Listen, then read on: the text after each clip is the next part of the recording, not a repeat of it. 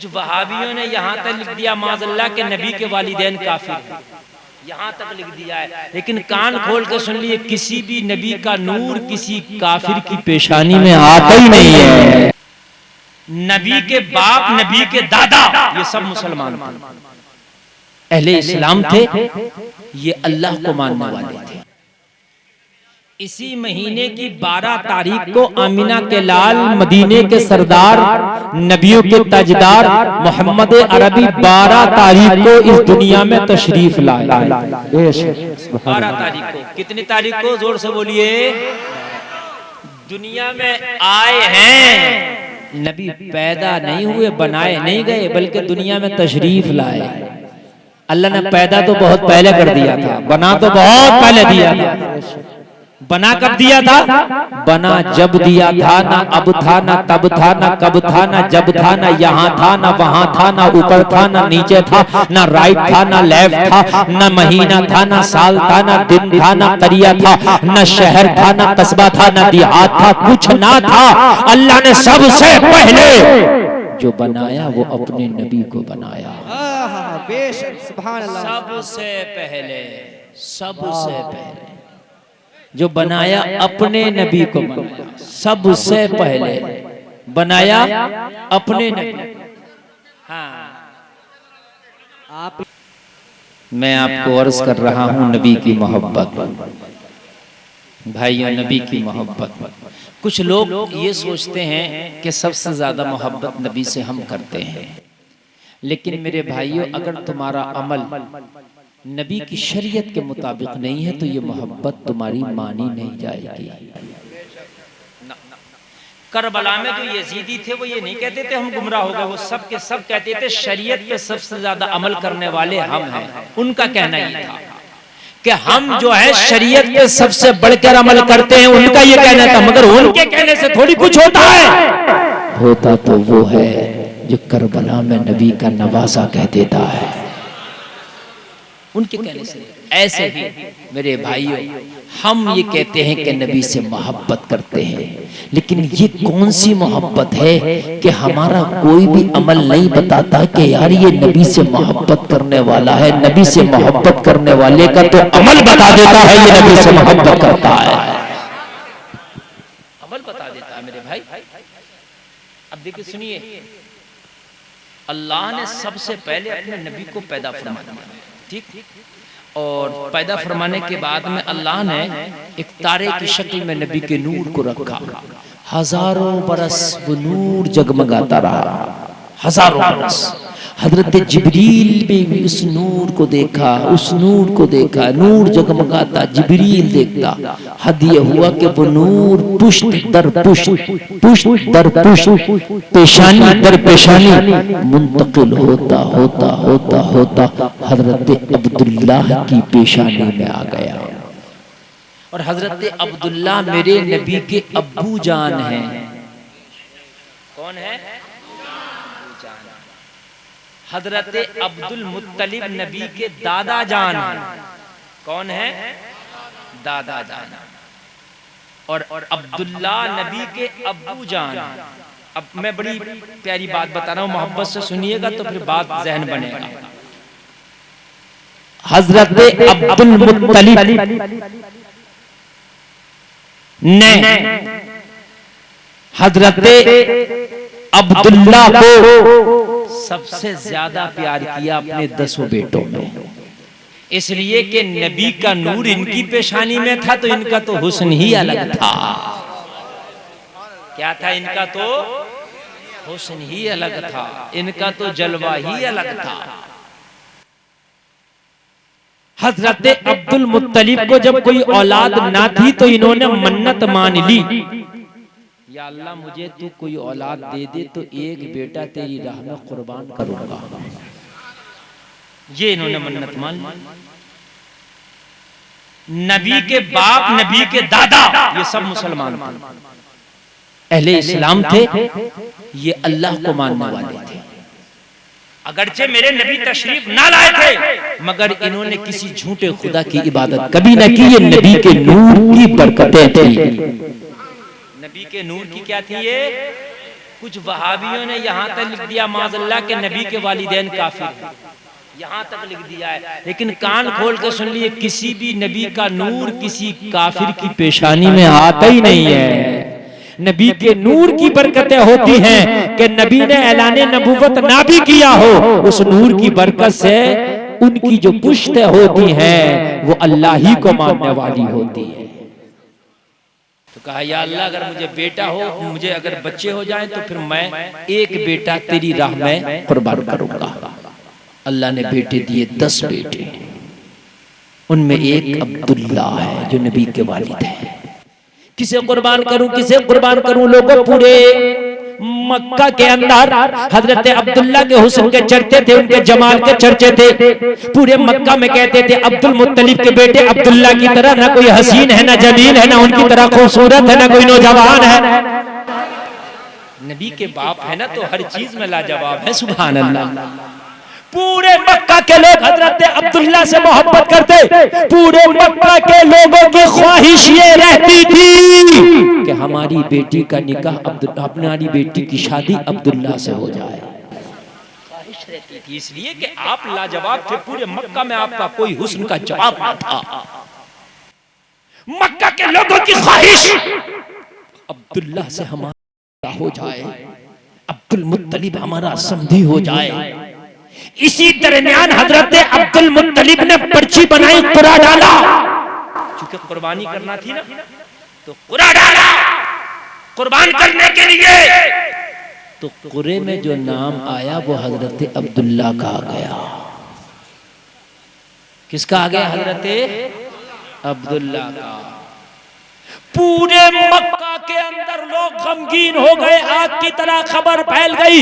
अब्दुल मुत्तलिब ने जो मन्नत मानी थी वो अब्दुल्ला के नाम का कुरा निकला है। मक्का का सबसे खूबसूरत नौजवान अब कुर्बान हो जाएगा। मक्का का सबसे हैंडसम नौजवान अब इस मक्का से खत्म हो जाएगा, तारीख से उसका नाम मिटा दिया जाएगा। अब्दुल मुत्तलिब का जो कुरा निकला है वो अब्दुल्ला के नाम का निकला है। पूरे मक्का में गम की आंधी आ गई, पूरे मक्का में गम और मातम पसर गया। आए अब्दुल्ला को कुर्बान किया जाएगा। हजरत अब्दुल मुत्तलिब के पास आए, लोग समझाने लगे अब्दुल मुत्तलिब तुम्हारे तो 10 बेटे हैं, किसी दूसरे को कुर्बान कर दो, लेकिन अब्दुल्ला को क्यों कुर्बान कर रहे हो? ये अब्दुल्ला तो लाजवाब है, अब्दुल्ला तो सबसे हैंडसम है, अब्दुल्ला तो सबसे खूबसूरत है। हजरत अब्दुल मुत्तलिब ने कहा सुनो सुनो, अब्दुल मुत्तलिब जो कह देता है वो करता है। मैंने कहा था जिसका कुरा आएगा उसको कुर्बान करूंगा। अब तुम्हारे कहने से नहीं रुकूंगा। अब मैं अब्दुल्ला को कुर्बान करके छोड़ूंगा। अब मैं अपनी कसम पूरी करके छोड़ूंगा। अब अपनी मन्नत को मैं पूरा करके छोड़ूंगा। पूरा मक्का के लोग परेशान, गम का आलम था। मगर जलसे में आने वालों, तेरे नबी को दुनिया में हजरत अब्दुल्ला के जरिए आना था, इसलिए अल्लाह को अब्दुल्ला को बचाना था। वाह वाह वाह, सुभान अल्लाह।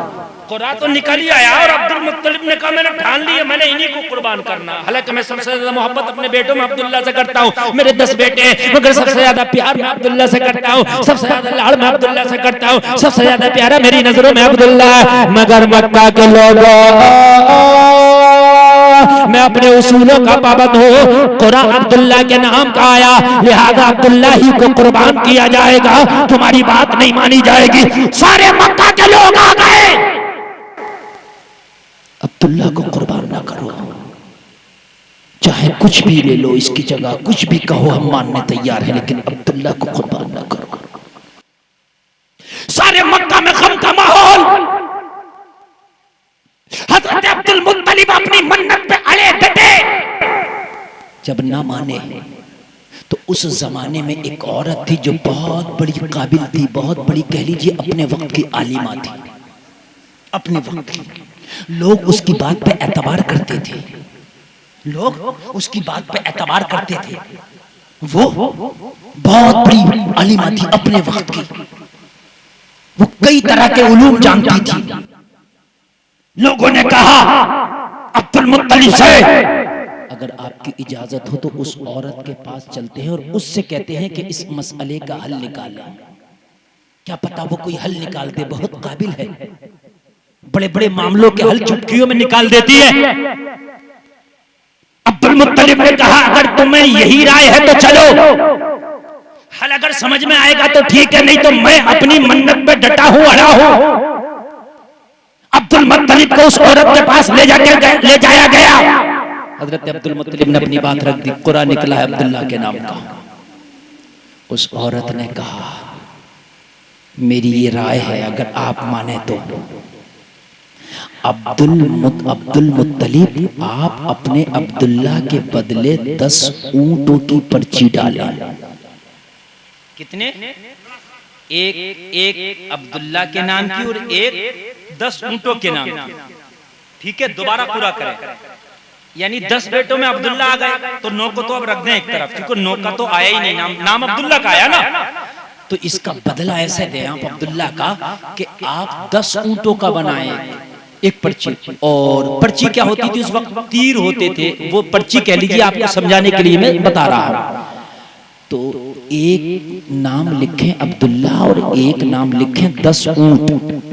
ठीक है, और फिर पूरा करें, जिसका नाम आ जाए उसी को कुर्बान कर दे। 10 ऊंट आ जाए तो अब्दुल्ला के बदले 10 ऊंट कुर्बान कर दें, या अब्दुल्ला का बदला हो जाएगा। हाँ, 10। हजरत अब्दुल मुत्तलिब की बात समझ में आ गई। बात तो सही है, अब्दुल्ला भी बच जाएंगे, मक्का वाले खुश हो जाएंगे। हजरत अब्दुल मुत्तलिब ने ये बात मान ली। हजरत अब्दुल मुत्तलिब के 100 ऊंट लाए। कितने ऊंट लाए? 100 में 90 एक तरफ कर दिए, 10 ऊंट एक तरफ निकाले और 10 ऊंटों का नाम एक पर्ची बनाई और एक पर्ची अब्दुल्ला के नाम बनाई और कहा निकालो कुरा। जब निकाला कुरा, पर्ची आई, नाम अब्दुल्ला। नाम क्योंकि 2 था ना, 10 ऊंट भी आ सकते थे, अब्दुल्ला भी आ सकते थे, तो 10 ऊंट नहीं आए, कौन आए? हजरत अब्दुल मुत्तलिब ने फरमाया अब्दुल्ला। उस औरत ने कहा एक काम ना करो, 10 ऊंट और बढ़ाओ, फिर दोबारा पर्ची डालो, 20 कर दो।